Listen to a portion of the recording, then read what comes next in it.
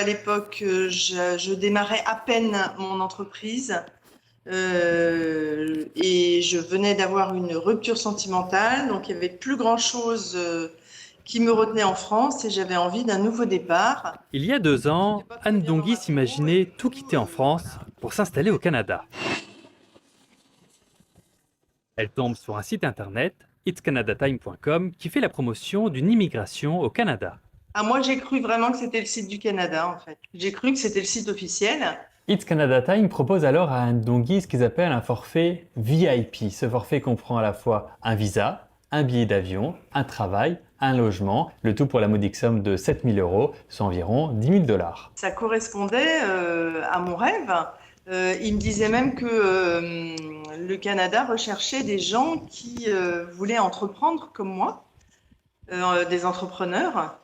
Je correspondais exactement à ce que le Canada voulait et moi, ça correspondait exactement à mon rêve. Mais après des mois d'attente, rien ne se passe. It's Canada Time, comme d'autres sites similaires, dit travailler avec de véritables consultants en immigration reconnus par le gouvernement du Canada. Anne Dongui contacte alors directement celui qui serait chargé de son dossier, mais celui-ci nie alors collaborer avec cette entreprise. Le sang m'est monté à la tête et j'ai compris, quoi. Ça a été une catastrophe pour moi, quoi. Anne Dongui n'est pas la seule à se dire victime de ce type de site. Nous avons recueilli le témoignage d'une quinzaine de personnes qui racontent des histoires similaires.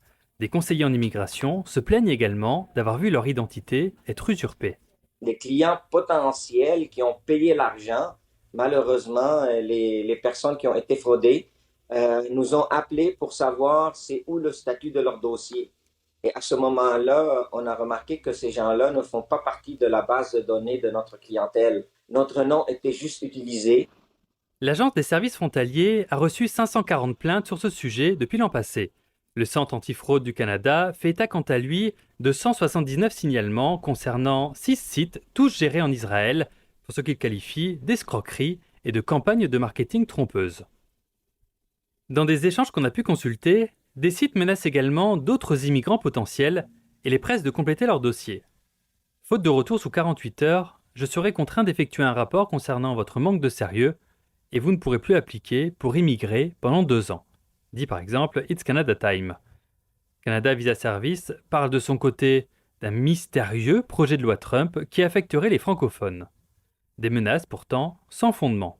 Quelqu'un qui est en cours ou en train d'initier un processus d'immigration, quelqu'un qui est en train de voir ses dossiers ou ses demandes être évaluées, quelqu'un qui n'a pas encore soumis de demande ne peut absolument pas faire l'objet d'une interdiction de la part d'IRCC, de mettre des menaces ou d'alléguer des choses qui ont pas de lien, de dire que les francophones ne seront pas priorisés, c'est faux également.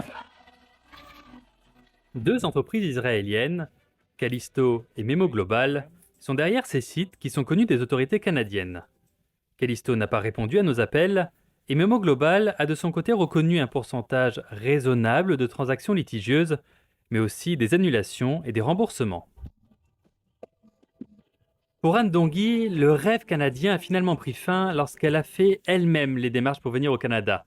Mais elle a constaté alors qu'elle ne correspondait pas au profil d'immigrants recherchés. Ils m'ont vraiment fait miroiter du rêve, enfin, pendant tous ces jours-là. Ici Romain Chuet, Radio-Canada, Montréal.